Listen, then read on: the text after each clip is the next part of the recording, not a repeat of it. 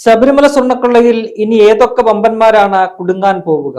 ഇതിനോടകം 2017 മുതൽ 2019 വരെ ദേവസ്വം ബോർഡിൽ ഇരുന്ന പ്രസിഡന്റും 2 അംഗങ്ങളും ഉൾപ്പെടെ ആ ബോർഡ് മൊത്തത്തിൽ പ്രതികളാവുകയും അറസ്റ്റിലായി ജയിലിലാവുകയും ചെയ്തിട്ടുണ്ട്. ദേവസ്വം ബോർഡ് പ്രസിഡന്റായിരുന്ന എ പത്മകുമാർ, അദ്ദേഹം പ്രസിഡന്റായിരിക്കെ ആ ബോർഡിൽ അംഗമായിരുന്ന N Vijayakumar, K P Sankardas എന്നീ 3 പേരും അറസ്റ്റിലായി. വിജയകുമാറും പത്മകുമാറും ജയിലിലാണ്.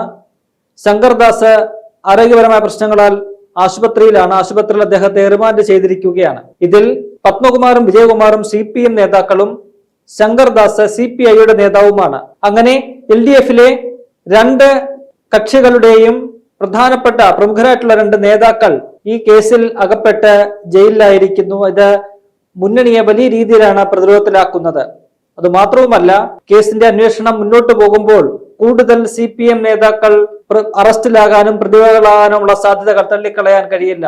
കാരണം 2017 ഒന്നാം പിണറായി സർക്കാർ അധികാരത്തിലിരിക്കുന്ന സമയത്താണ് ഈ സ്വർണ്ണക്കൊള്ള നടക്കുന്നത്. അന്ന് ദേവസ്വം മന്ത്രിയായിരുന്ന കടകംപള്ളി സുരേന്ദ്രൻ സംശയനിഴലിലാണ്. കടകംപള്ളി സുരേന്ദ്രനെ ഇതിനോടകം 1 തവണ വിളിച്ച് ചോദ്യം ചെയ്തിട്ടുണ്ട്. തന്ത്രിയായിരുന്ന കണ്ഠര് രാജീവര് അറസ്റ്റിലായപ്പോൾ എന്തുകൊണ്ട് തന്ത്രി അറിയാതെ ഒന്നും നടക്കില്ല എന്ന് പറയുമ്പോൾ മന്ത്രി അറിയാതെ എല്ലാം നടക്കുമോ എന്നുള്ള ചോദ്യമാണ് ഉയരുന്നത്.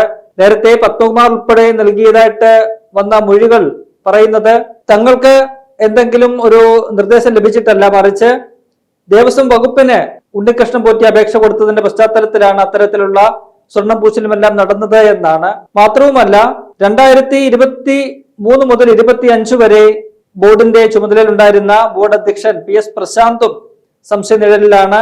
പ്രശാന്തിനെ ഇതിനോടകം പലതവണ ചോദ്യം ചെയ്തു. ഇനിയും ചോദ്യം ചെയ്യാനായിട്ട് വിളിപ്പിച്ചിരിക്കുകയാണ്. പ്രശാന്തും ഒരുപക്ഷെ ഈ കേസിൽ അറസ്റ്റിലാകാനുള്ള സാധ്യത തള്ളിക്കളയാൻ നമുക്ക് കഴിയില്ല. കാരണം അടുത്തിടയ്ക്ക് ഹൈക്കോടതി ദേവസ്വം ബെഞ്ച്, ഈ കേസിന് മേൽനോട്ടം വഹിക്കുന്ന ദേവസ്വം ബെഞ്ച് ഇടക്കാല ഉത്തരവുകളിൽ ഒന്നിൽ പറഞ്ഞിരുന്നു, 2017 ഈ വലിയ സ്വർണ്ണക്കൊള്ള മറച്ചു വെക്കാനാണ് 2025 സ്വർണം പൂശൽ എന്ന് പറയുന്ന വ്യാജേന ഈ പറയുന്ന സ്വർണ്ണപ്പാളികൾ പുറത്തു കൊണ്ടുപോയത് എന്നാണ്. ദ്വാരപാലക ശില്പങ്ങൾ ഇക്കഴിഞ്ഞ 2025 സെപ്റ്റംബറിലും സ്വർണം പൂശാനായിട്ട് പുറത്തു കൊണ്ടുപോയിരുന്നു. അതും ഉണ്ണികൃഷ്ണൻ പോറ്റിയാണ് സ്പോൺസർഷിപ്പ് വഹിച്ചത്. ചെന്നൈയിൽ കൊണ്ടുപോയാണ് അതിന്റെ സ്വർണം പൂശലൊക്കെ തന്നെ നടത്തിയത്. അന്ന് ദേവസ്വം ബോർഡിന്റെ അധ്യക്ഷനായിരിക്കുന്നത് PS പ്രശാന്ത് ആണ്. ഇപ്പോൾ PS പ്രശാന്ത് തനിക്ക് ഇതിനകത്ത് പങ്കൊന്നുമില്ല, തന്നെയും ആ കാലഘട്ടത്തിൽ അംഗങ്ങളായിരുന്നവരെയും ഉദ്യോഗസ്ഥരെയും ഒക്കെ തന്നെ ഈ കേസിൽ പ്രതികളാക്കാൻ ചിലർ ഗൂഢ നീക്കം നടത്തുന്നു, ചില ഗൂഢ ലക്ഷ്യങ്ങളോടുകൂടി അത്തരത്തിൽ പെരുമാറുന്നു എന്നൊക്കെ പറഞ്ഞുകൊണ്ട് നെഞ്ചുകീറി കരഞ്ഞുകൊണ്ട് പുറത്തു വരുന്ന ഒരു കാഴ്ചയാണ് നമുക്കിപ്പോൾ കാണാൻ കഴിയുന്നത്. പ്രശാന്ത് പറയുന്നത് തനിക്ക് ഇതിനകത്ത് യാതൊരു പങ്കുമില്ല എന്നാണ്. അദ്ദേഹം ഉണ്ണികൃഷ്ണൻ പോറ്റിയുടെ കയ്യിൽ ഈ സ്വർണമൊന്നും കൊടുത്തു വിട്ടിട്ടില്ല. ഉദ്യോഗസ്ഥരുടെ അകമ്പടിയോടുകൂടിയാണ് ഈ സ്വർണം ചെന്നൈയിലേക്ക് കൊണ്ടുപോയത്. മാത്രവുമല്ല, പ്രശാന്ത് പറയുന്ന വിചിത്രമായിട്ടൊരു വാദം, ഈ സ്വർണം പൂസലെല്ലാം കഴിഞ്ഞ് ഇത് തിരികെ കൊണ്ടുവന്ന ഈ ദ്വാരപാലക ശില്പങ്ങൾ അത് പുനഃസ്ഥാപിച്ചപ്പോൾ അതിനകത്ത് സ്വർണത്തിന്റെ അളവങ്ങ് കൂടിപ്പോയി എന്നാണ്. അതായത് കൊണ്ടുപോയ സ്വർണത്തെക്കാൾ ഇരട്ടി കൂടിയ അളവിൽ സ്വർണം പൂശിക്കൊണ്ട് ഇത് കൊണ്ട് വെച്ചിട്ടുണ്ട്. ഞാൻ ഇവിടെ പ്രസിഡന്റായിരിക്കുന്ന സമയത്ത് അത്തരത്തിലുള്ള മഹത്തായ കാര്യങ്ങളൊക്കെയാണ് ചെയ്തിരിക്കുന്നത്, അല്ലാതെ താൻ വഴിവിട്ടൊരു കാര്യവും ചെയ്തിട്ടില്ല എന്നൊക്കെയാണ് പറയുന്നത്. എന്ത് വിഡിത്തമാണ് ഈ പ്രശാന്ത് പറയുന്നത് എന്നതാണ് നമുക്കൊന്ന് ആലോചിക്കേണ്ടത്. കാരണം ദേവസ്വം മാനുവലിലും ഒപ്പം തന്നെ 2023 ഹൈക്കോടതി ഉത്തരവിലും പറയുന്ന ഒരു പ്രധാനപ്പെട്ട കാര്യമുണ്ട്. അതായത് ശബരിമല സന്നിധാനത്തെ ഉരുപ്പടികളൊന്നും തന്നെ സന്നിധാനത്തിന് പുറത്തേക്ക് കൊടുത്തുവിടാൻ പാടില്ല എന്നൊരു ഹൈക്കോടതിയുടെ ഉത്തരവ് ഒപ്പം തന്നെ ദേവസ്വം മാനുവലിലെ അത്തരമൊരു മാനദണ്ഡവും നിലനിൽക്കുന്നുണ്ട്. ഇത് നിലനിൽക്കെയാണ് ഈ പറയുന്ന 2025 PS പ്രശാന്ത് ഈ ദ്വാരപാലക ശില്പങ്ങൾ സ്വർണം പൂശാനായിട്ട് ചെന്നൈയിലേക്ക് കൊടുത്തുവിടുന്നത്. എന്നിട്ടാണ് പ്രശാന്ത് പറയുന്നത് തനിക്ക് യാതൊരു തെറ്റും സംഭവിച്ചിട്ടില്ല, താൻ ഒന്നും ചെയ്തിട്ടില്ല, സ്വർണം പൂശാൻ കൊടുത്തു വിട്ടു, കൂടുതൽ സ്വർണം അതിനകത്ത് പൂശി കൊണ്ടുവന്ന് തിരിച്ചു വെച്ചിട്ടുണ്ട് എന്ന് പറഞ്ഞ് ഇതിൽ നിന്ന് രക്ഷപ്പെടാനുള്ള കാലിട്ടടിക്കുന്ന ഒരു കാര്യമാണ് നമുക്കിപ്പോൾ പ്രശാന്തിൽ നിന്ന് നമുക്ക് കാണാൻ കഴിയുന്നത്.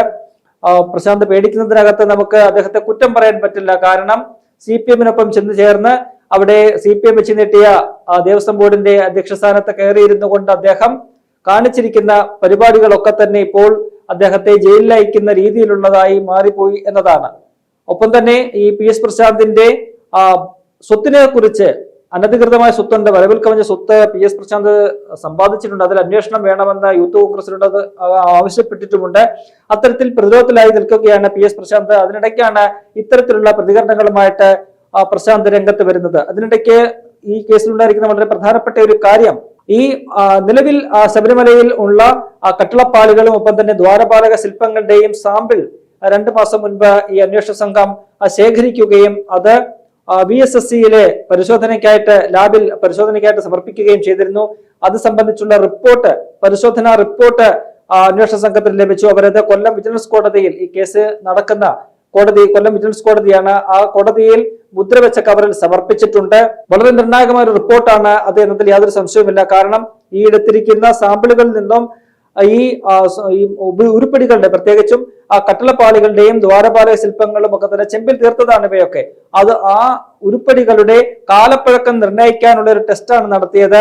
അതിന്റെ കാലപ്പഴക്കം, കാരണം ഏതാണ്ട് 98-ലാണ് ഇത് അവിടെ ദ്വാരപാലക ശില്പങ്ങളിലും ഒപ്പം തന്നെ കട്ടിളപ്പാളികളിലും സ്വർണം പൂശുന്നത്. അപ്പോൾ ചെമ്പിൽ വിഗ്രഹം തീർത്ത് അതിനകത്താണ് അത് സ്വർണം പൊതിഞ്ഞിരിക്കുന്നത്.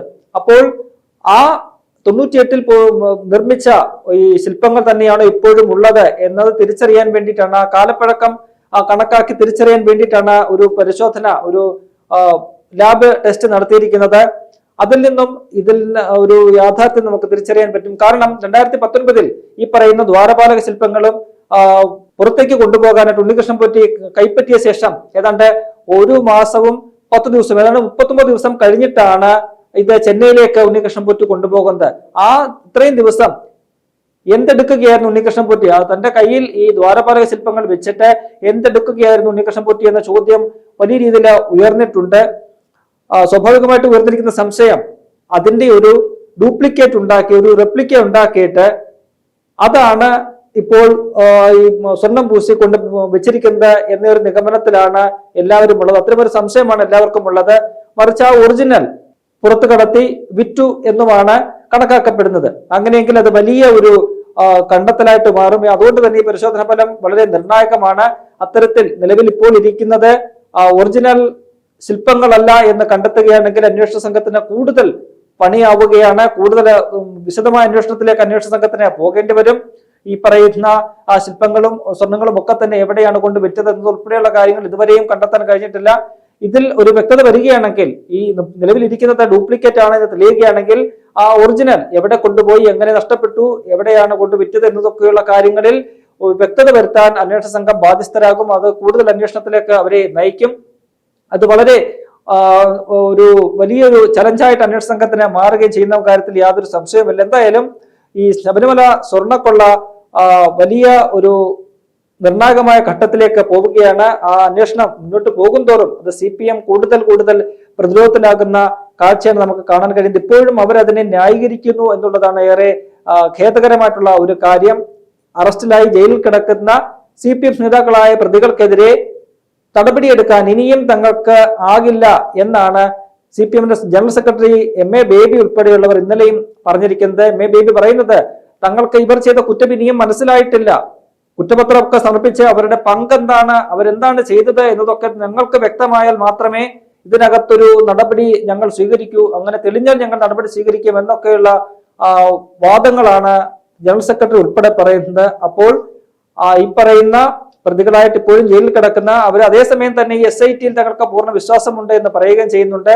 അത്തരത്തിൽ പൂർണ്ണ വിശ്വാസമുള്ള ഒരു SIT കണ്ടെത്തിയ കാര്യങ്ങൾ, അതിന്റെ അടിസ്ഥാനത്തിലുള്ള അറസ്റ്റ്, അതിനെയൊന്നും തന്നെ CPMന് അംഗീകരിക്കാനും പറ്റാത്ത രീതിയിലുള്ള വളരെ വിചിത്രമായിട്ടുള്ള വൈരുദ്ധ്യങ്ങളായിട്ടുള്ള ചില നിലപാടുകളും തീരുമാനങ്ങളും അഭിപ്രായങ്ങളും ഒക്കെയാണ് CPM ഇപ്പോഴും ഈ കേസിൽ പറഞ്ഞുകൊണ്ടിരിക്കുന്നത് എന്നത് ഏറെ ഖേദകരമായിട്ടുള്ള കാര്യമാണ്.